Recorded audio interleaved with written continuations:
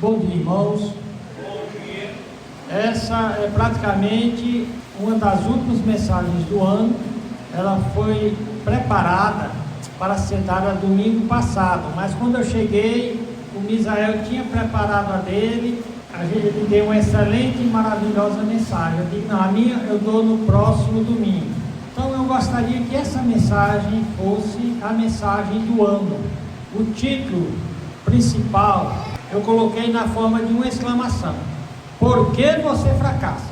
Mas poderia ser colocado na forma de uma interrogação: por que você fracassa? Essa é a pergunta que muita gente tem. Por que é que eu faço tantas tentativas e que por algum tempo parece que vai dar certo, mas sempre termina em nada? Por que você fracassa?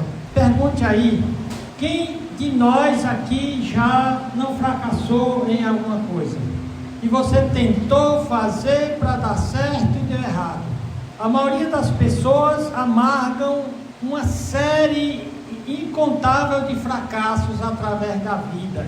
E geralmente nós culpamos os outros pelos nossos fracassos. O marido culpa a mulher culpa o marido, o filho culpa o pai culpa o filho. E nessa mensagem nós vamos ver aqui por que você fracassa.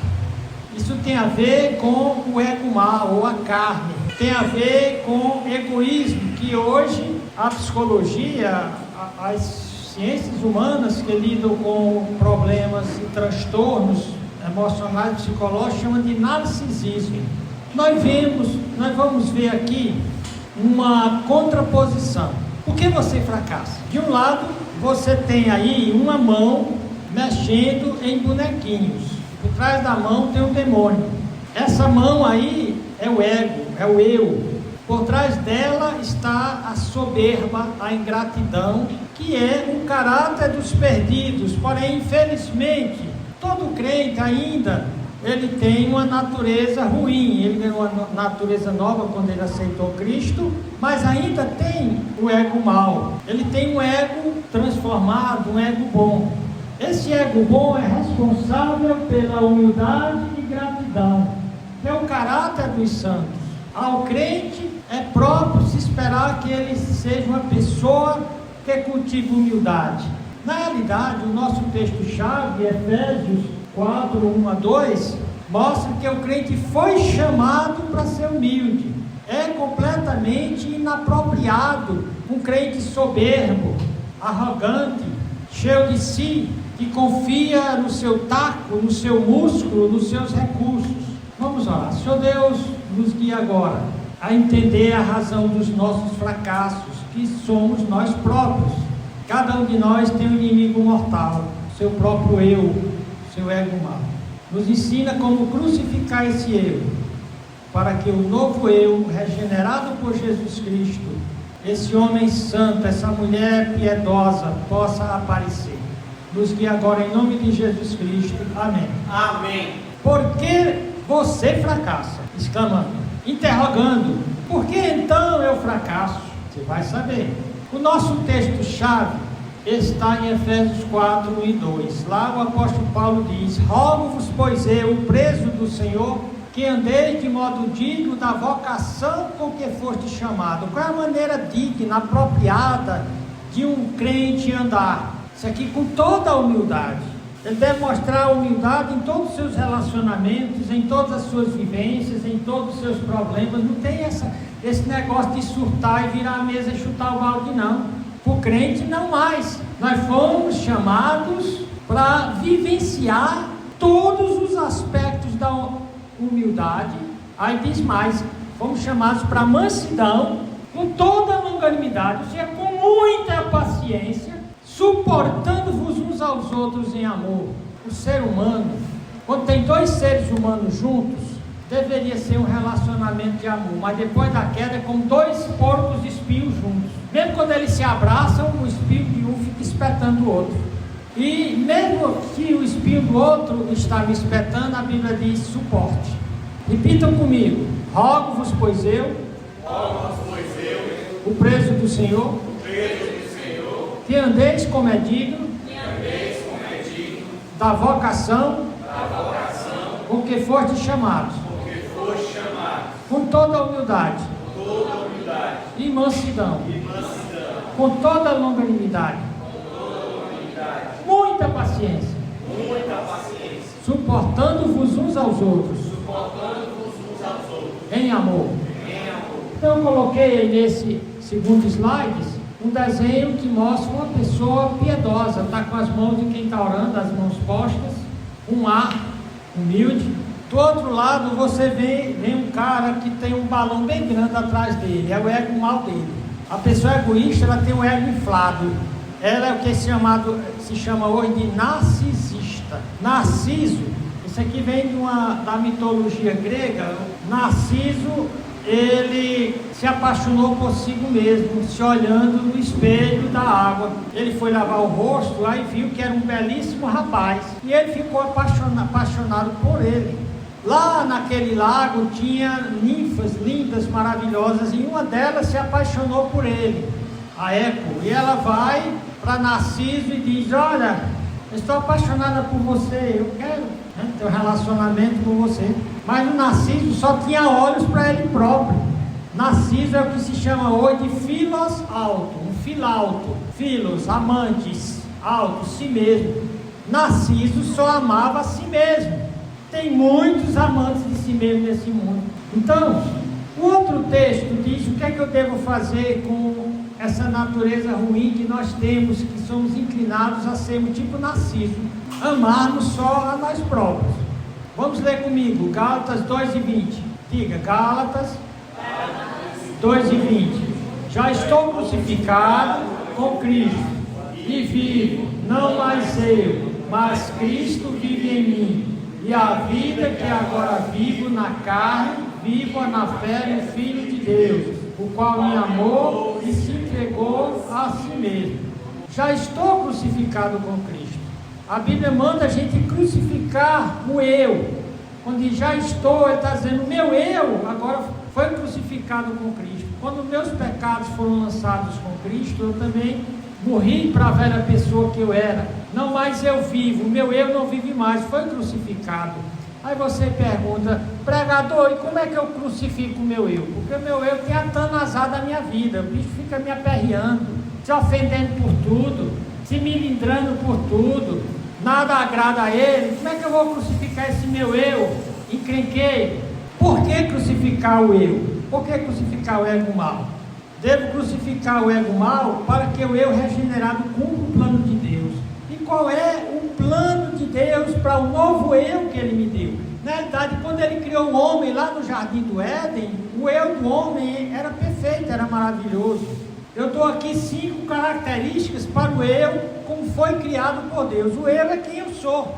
Então o eu foi planejado para ter prazer em Deus, e isso é a adoração. Quando eu adoro a Deus, eu estou mostrando meu prazer em Deus, eu não estou cumprindo uma devoção pesada. O eu foi planejado para adorar a Deus. Por isso que quando uma pessoa não adora a Deus, ela é infeliz. Por isso que quando uma pessoa aprende a adorar a Deus em espírito e em verdade, ela não só adora, mas ela deriva daí a felicidade. Segunda coisa, o eu foi formado para vivenciar a família de Deus. Isso é comunhão. Deus fez para que todos nós vivêssemos em harmonia, nós vivêssemos amando, e comunhão é partilhando as alegrias, as dores, as necessidades. Mas você vai ver que depois da queda, o eu que foi planejado para ter prazer em Deus, ele quer adorar os ídolos, não a Deus. O eu foi planejado para vivenciar a família de Deus, que é a igreja. Muitos não gostam da igreja. O eu foi criado para ser como Cristo, isso é discipulado. O que é ser discípulo de Jesus? É ser como Jesus foi. Mas o eu caído, o eu mau, não quer ser como Jesus, ele quer ser como o diabo. O eu foi moldado para servir alegremente a Deus e aos outros. Isso é ministério. Quando eu sirvo as pessoas verdadeiramente, daí vem uma recompensa em alegria e realização. E a quinta coisa, o eu foi feito para uma missão prioritária, que é evangelismo. Quando eu cumpro a missão de levar Jesus para as pessoas, eu estou cumprindo a missão mais importante da minha vida. Só recapitulando, repita comigo, o eu foi planejado para ter prazer em Deus. Isso é adoração. Segundo, o eu foi formado para vivenciar a família de Deus. Isso é comunhão. Terceiro, o eu foi criado para ser como Cristo. Isso é discipulado. Quarta coisa, o eu foi moldado para servir alegremente a Deus. Isso é ministério. Isso que todo crente tem que ter ministério. Quinto, o eu foi feito para uma missão prioritária. Isso é evangelismo. Veja bem, é isso aqui, esses 5 fatores: adoração, comunhão, discipulado, ministério e evangelismo, que faz alguém ser feliz. A queda no pecado fez surgir o ego mau, fez surgir uma luta entre o ego bom e o ego mau, e você fica no meio. A soberba e a ingratidão são um produto natural do ego mau. Esse ego mau, ele é inflado, é como um balão, esses balões de aniversário que são grandes, são cheios de ar, não tem nada dentro.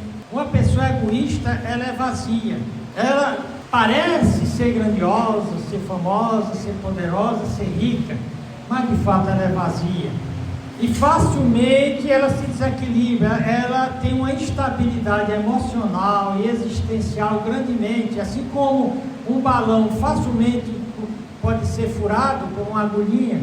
Assim, a pessoa que tem seu ego inflado, né? Que é narcisista, e você diz: e como é que eu sei se eu não tenho meu ego inflado? Inflado é cheio de ar, de nada.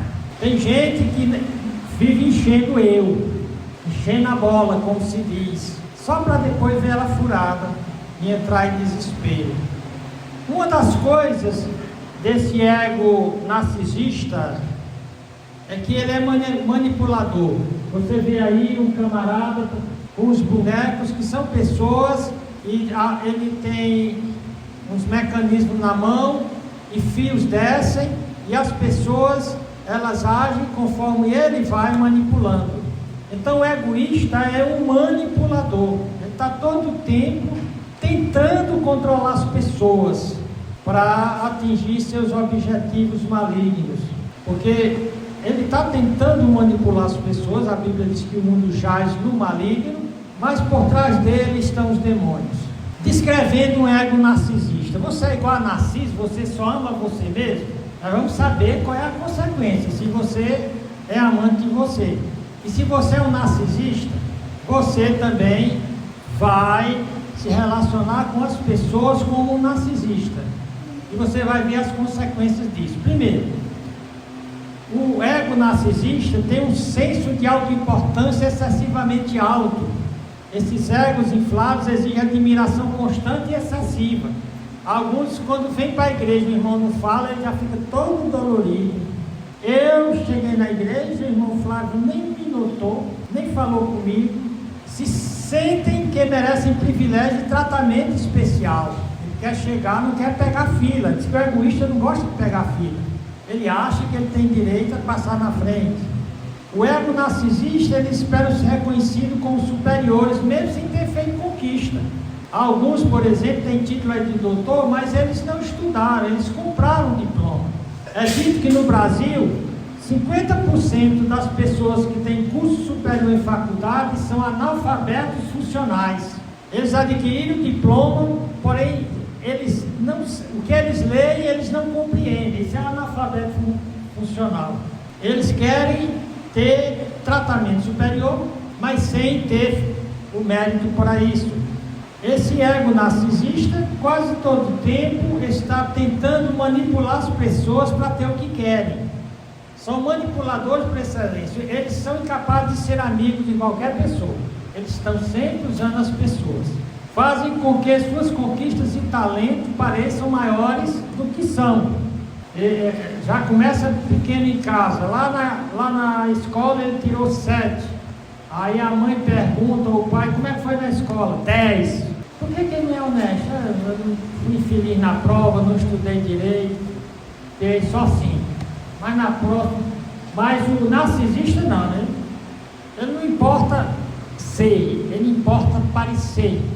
Preocupa-se com fantasias sobre sucesso, poder, brilhantismo, beleza ou o parceiro perfeito. O narcisista se acha que é o melhor marido do mundo, ou o melhor companheiro do mundo, o outro não é. Ele não tem os predicados de um bom parceiro. A mulher narcisista, ela se acha a rainha da cocada preta, mas ela não tem os predicados de uma mulher virtuosa.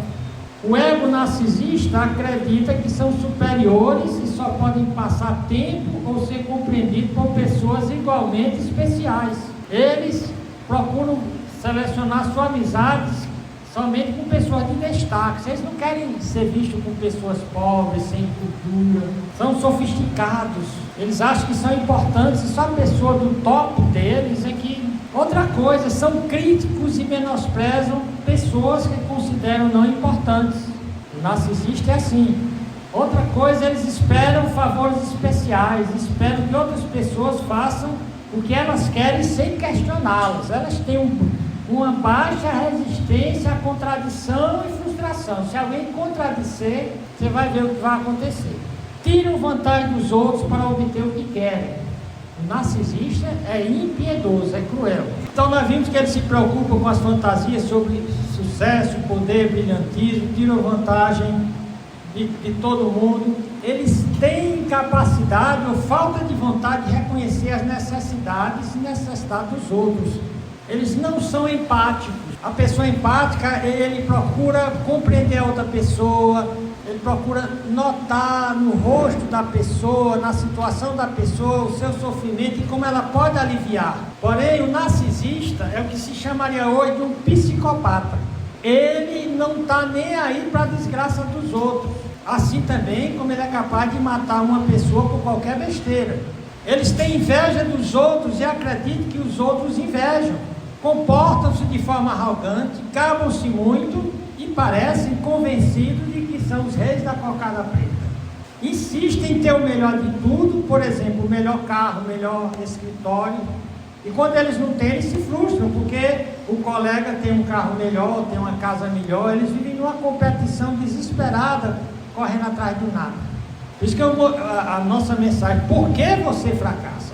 Porque eu fracasso, porque nós fracassamos. Agora nós vimos a descrição deles. Como é que essas pessoas reagem? Como é que os narcisistas reagem diante de problemas, de contradições, de frustrações, de ofensas? Primeira coisa, o narcisista, o egoísta, ele tem dificuldade em lidar ou tratar com qualquer tipo de crítica. Criticou ele, você vai perder um amigo. Você não pode criticar. Baixa tolerância com quem o contradiz ou não faz a sua vontade. Por isso, qual é a consequência deles? Ficam impacientes ou irritados quando não recebem reconhecimento ou tratamento especial. Tem grandes problemas para interagir com os outros e se sentem facilmente menosprezados, emocionalmente instáveis em seu comportamento. Por isso que eles estão nas listas de divórcios, nas listas de suicídio, de feminicídio. Eles não sabem lidar com contradição. Reagem com raiva ou desprezo e tentam menosprezar outras pessoas para parecerem superiores. Tem dificuldade em controlar suas emoções e comportamento. Tem grandes problemas para lidar com o estresse e se adaptar às mudanças. Quando a pressão é grande, eles ficam uma pilha, lembra? Pilha de nervos, pronto para explodir. Afastam-se ou evitam de situações nas quais podem falhar. Você já viu uma pessoa? É fácil. No comércio é muito fácil ver isso. O camarada chega, aí vai comprar um carro, mas não tem o dinheiro. Mas ele não quer dizer que ele não tem o dinheiro. Então ele chega lá, chuta o pneu do carro, balança o carro todo. Aí o camarada que está vendendo: e aí, você gostou do carro? Não, o carro não tem muita estabilidade, eu não gostei dos pneus, os pneus são bastante redondos. Ele inventa coisa. Essas pessoas se sentem deprimidas e mal-humoradas porque não atingem a perfeição. Elas querem tudo perfeito. Tem um marido bom, mas gostaria que ele fosse perfeito. Tem uma mulher boa, mas gostaria que ela fosse perfeita. Os filhos, na minha pesquisa, diz que os pais são um dos fatores da criação de filhos narcisistas, especialmente os primeiros, porque enchem demais a bola da criança E aí tem o Flavinho, o Misael, que tem filhos pequenos. Tome cuidado e encher demais a bola dele. Pensa que acabaram se achando que são mais do que são. E se eles se tornarem narcisistas, vão ser um problema para si, para vocês e para o mundo inteiro. Tem sentimentos secretos de insegurança, vergonha, humilhação e medo de serem expostos como um fracasso. Então por que eu devo crucificar o meu ego, o meu eu? Porque o meu ego vai me fazer um narcisista, vai me fazer uma pessoa com todo esse tipo de sentimento, de reações. O que é que a Bíblia diz sobre egoísmo, egotismo, narcisismo? O egoísmo é um foco excessivo, exagerado, ou uma ocupação exagerada consigo mesmo, impulsionada por um senso inflado de alta importância. A Bíblia diz que nós devemos considerar os outros superiores a nós mesmos, não com sentimento de baixa autoestima, de inferioridade, mas é saudável você tratar todo mundo com respeito, com máxima consideração. O egoísmo é a preocupação consigo mesmo e que tem várias fontes. Nós fomos chamados para ser humildes e sermos gratos. O narcisista ele é ingrato, ele não agradece o pai, a mãe, a esposa, os filhos, o patrão, o emprego. O narcisista, ele acha que tudo que tem é porque ele merece. Ele é um ingrato. O nosso texto-chave diz claramente: nós fomos chamados para sermos humildes. Chamados, vocacionados, a voz de Deus ecoa no coração de cada crente para ser humilde, para ser manso, para ser paciente, para suportar, para ter um ânimo longo, não estourar fácil, se possível não surtar. Olha aqui o caráter dos salvos, Hebreus 12, 28. Por isso, tendo recebido um reino, nós, salvos em Cristo, recebemos um reino. Tendo recebido um reino que não pode ser abalado, retenhamos a graça, pela qual sirvamos a Deus agradavelmente e com reverência e piedade. 1 Tessalonicenses 5,18 diz: em tudo dai graças. Aqui a importância de você ser agradecido. Senhor Deus, obrigado por essa esposa. Ela tem defeito? Tem, eu também tenho. Obrigado, Senhor Deus. Ela tem tantos predicados pelas quais eu posso te agradecer por ela. E qualquer outra mulher que eu casasse, ela ia ter defeitos. Então eu te agradeço pelas suas qualidades. E o seu defeito, o Senhor disse para eu ser paciente, para eu ser humilde, ser paciente, muito paciente e suportável. Do mesmo jeito, a esposa, agradeça pelo seu marido. Eu lembro de uma senhora que ela dizia: 1 quilo de homem é caro, e está difícil. E tem muita mulher querendo achar um homem para chamar de seu. Se você tem um, ame a ele, valorize a ele, seja grata por suas qualidades e peça a Deus capacidade para ser humilde, ser mansa e suportável. Passe essa mensagem para seus filhos. Tire da cabeça de sua filha, de seu filho, que ela é especial, que ela merece um tratamento especial, porque é sua filha, porque é seu filho, porque é da sua família. Não, meu filho, você foi chamado para ser humilde, você foi chamado para ter uma capacidade de não surtar, para ser grato. Então, humildade e gratidão. Humildade e gratidão são muito incomuns entre os crentes, porque infelizmente no nosso tempo, a maioria dos crentes tem a bola cheia. Por isso que a gente vê tanta confusão entre os crentes, entre as famílias. Humildade e gratidão são incomuns, quando devia ser a coisa mais comum. Todo crente devia ser humilde, devia ser manso, devia ter capacidade de suportar. Isso porque foram salvos por pura graça e misericórdia, nenhum mereceu. Os cristãos devem ser abundantemente humildes e brilhar como faróis de gratidão. Todo crente devia ser um farol que brilha com gratidão. É preciso manter uma atitude de consistência de humildade e gratidão para crescer continuamente em piedade. Enquanto você não aprender a ser grato pelo que Deus lhe dá, você vai ter o ego inflado, você vai desenvolver narcisismo, você vai ser uma bomba relógio. A humildade bíblica é um reconhecimento de que por merecimento somos inadequados, sem dignidade e sem valor. No entanto, porque fomos criados à imagem de Deus e fomos redimidos por Cristo na cruz, sendo assim como crentes em Cristo, temos valor e dignidade infinitos. E a prova de que somos esses caras, A verdadeira humildade não produz orgulho, mas gratidão. Se você vê um crente, um pastor, seja lá quem for, todos rotando arrogância, esse aí ou não se converteu, ou vai apanhar muito na vida e vai estragar a sua família e muita gente. Não é humilde. Como é que eu sei que não é humilde? Porque a humildade não produz orgulho, mas gratidão. A humildade é definida como estar livre de orgulho e arrogância. Humildade é uma atitude de coração, não tem nada a ver com circunstância. Ah, meu marido é muito difícil. A Bíblia chega a dizer que a esposa que tem um marido não cordato, um marido que é um narcisista, é um bicho bruto, a Bíblia diz: trata ele com espírito manso, humilde. Humildade de coração que cresce a partir do reconhecimento de que tudo que temos e somos vem de Deus. Ser humilde é ter uma visão adequada de Deus e do eu, de si próprio, que permite ver-se a si mesmo como Deus vê. A verdadeira humildade motiva os crentes a se concentrarem mais em Deus e nos outros do que em si mesmo. Você vê uma pessoa que está todo tempo preocupada consigo. É todo tempo se olhando no celular, no espelho do celular, e corrigindo o cílio, e o batom, e trocando os brincos, e todo tempo interessado no que a internet diz sobre dietas, sobre... Ou seja, é como um peão que gira em torno de si próprio. Ser humilde é ter uma visão adequada de Deus e de si próprio. A verdadeira humildade motiva os crentes a se concentrarem mais em Deus e nos outros do que em si mesmo. Veja aqui o chamado de Deus para a humildade em Filipenses 2, 3 e 8. Vou pedir ao irmão Flávio que faça essa leitura aqui rapidamente, né? Dê um pulo aqui bem rápido.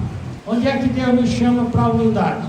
Nada façais por contenda ou por vanglória, mas por humildade. Cada um considere os outros superiores a si mesmo. Não atente cada um para o que é propriamente seu, mas para qual também para o que é dos outros. De sorte que haja em vós o mesmo sentimento que houve também em Cristo Jesus, que sendo em forma de Deus, não teve por usurpação ser igual a Deus, mas esvaziou-se a si mesmo, tomando a forma de servo, fazendo-se semelhante aos homens, e achado na forma de homem, humilhou-se a si mesmo, sendo obediente até a morte e morte de cruz. Olha o que esse texto diz: tenha em você o mesmo sentimento que houve em Cristo, se esvazie de você mesmo. Isso aqui, a palavra grega kenosis, keno, nada, se nadifique. A irmã Kátia: não, eu gosto, pisou em meus sentimentos, coitadinha de mim, a bichinha. Sério, Kátia, Senhor, tenha misericórdia do meu marido, para ele deixar de ser tão arrogante, tão ingrato. Eu faço tudo por ele, ele não reconhece nada. O mesmo sentimento que houve em Jesus Cristo. Nadifique-se. Esvaziar-se é nadificar-se. Não leve em consideração. Aprenda a enfrentar estresse, contradição. Você pediu uma coisa, gosta. Dá para você chegar hoje mais cedo do trabalho? Gosta disso, vou ver. Dá para chegar às 6 horas? Vou ver. E chega meia-noite. Depois de 6 horas, a Kátia começa a inchar, sabe? 7. Ah, animal, não veio ainda. 8. 9. Cada hora que passa, ela vai inchando mais, o balão dela vai enchendo. O que é que o texto diz? Esvazia o teu balão do teu eu. Deve ter acontecido alguma coisa. O bichinho, o carro deve ter furado o pneu, sei lá, deu um prego. É assim que você não se torna um filauto, aprendendo a enfrentar essas coisas. Chamar de Deus para a humildade. Olha aqui no versículo 3. Cada um considera os outros superiores a si mesmo. Então a pessoa passa a ter uma consideração maior pelos outros. Não se sente inferior. Aquela pessoa chega estirando a mão, uma moedinha, moça. Você deve olhar ali, não aquela pessoa rabugenta, surrada pela vida, talvez até criminosa, talvez até viciada em drogas. Veja ali a imagem de Deus que ainda tem nela e a trate com respeito. Geralmente eu gosto de andar com algum dinheiro no bolso, 2 ou 5 reais, porque eu não dou mais de R$1, com R$1 não se compra mais nada. 2 ou 5 reais para uma hora dessa, melhor ainda se eu puder comprar. Então como faz a pessoa humilde a respeito de seus interesses? nós vimos, acerca de si mesmo, ela considera os outros superiores. Em relação aos seus interesses, não atende cada um para o que é propriamente seu. A gente deve ter um coração doador, coração de servo.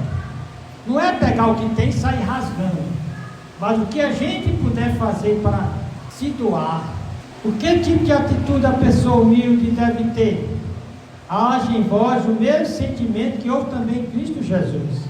Diz que ele se esvaziou-se, se transformou em servo de todo mundo, morreu morte de cruz.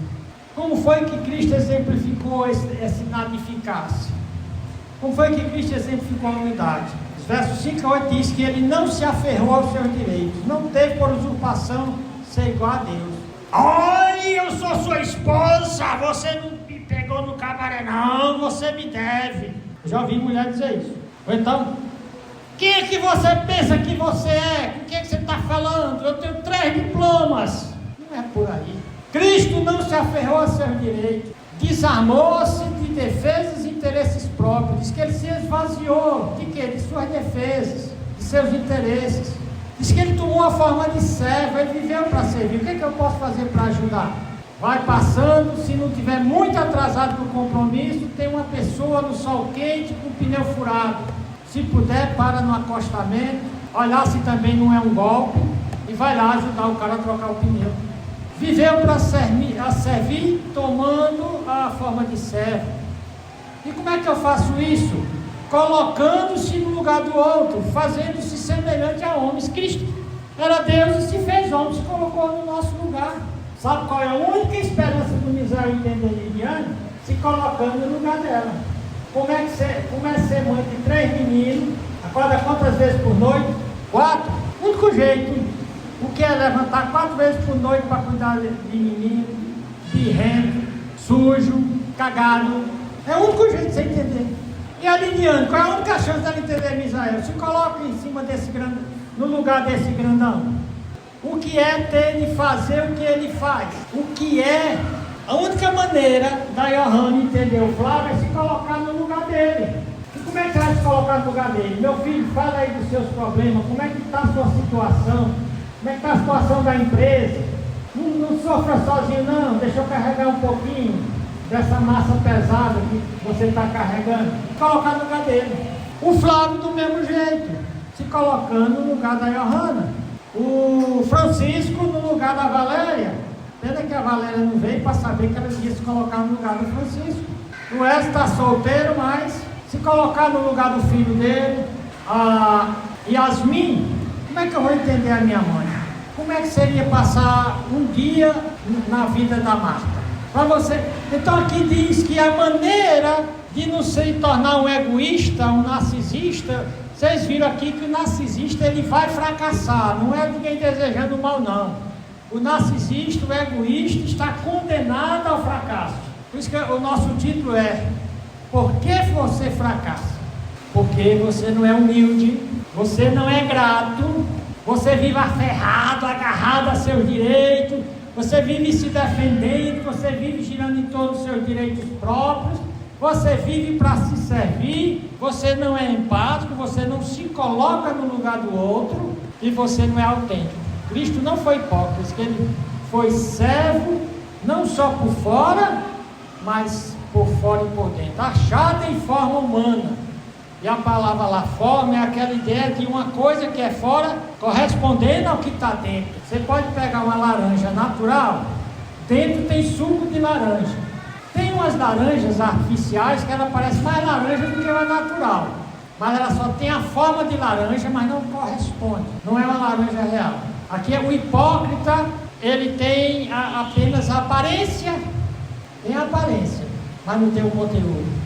Aqui diz que Cristo era servo, achado na forma de homem. Primeiramente diz que ele se fez homem, era homem dentro e era homem fora. Ele rebaixou-se ao nível dos mais baixos, humilhou-se a si mesmo. Ele se humilhou. Ele foi morar em Nazaré, um lugar que era tão ruim que o Natanael perguntou: e de Nazaré sai alguém que preste? E diz aqui que a obediência dele a Deus era completa e incondicional, sendo obediente até a morte e morte de cruz. O nosso tempo já acabou, nós vamos continuar essa mensagem no próximo domingo. Mas o que foi que nós aprendemos? Nós aprendemos que nós fomos chamados para a humildade. Nós fomos chamados para considerar os outros superiores a nós. Nós fomos chamados para se preocupar não só com nossos interesses, para ter o mesmo sentimento que teve em Cristo, para não viver a fé pegada aos nossos direitos, não viver defendendo nossos interesses, aprender a viver para servir, se colocar no lugar do outro, não ser hipócrita, aprender a se rebaixar. Bota uma empregada doméstica e lá trata a empregada doméstica humilhando. Não, minha filha, aqui você é minha colega de trabalho, vamos trabalhar juntos. Quando eu puder, vou lhe ajudar. Mas, para encerrar, vamos voltar. Por que é que eu devo crucificar o meu eu? Para que o meu eu regenerado possa ser manso, possa ser humilde. Para que eu tenha prazer em adorar a Deus. Para que eu tenha prazer em vivenciar a família de Deus. Para que eu deseje ser como Cristo e ser discipulado. Para que eu sirva alegremente. Para que eu ganhe pessoas para Cristo. Amém, irmãos? Amém. Bom dia.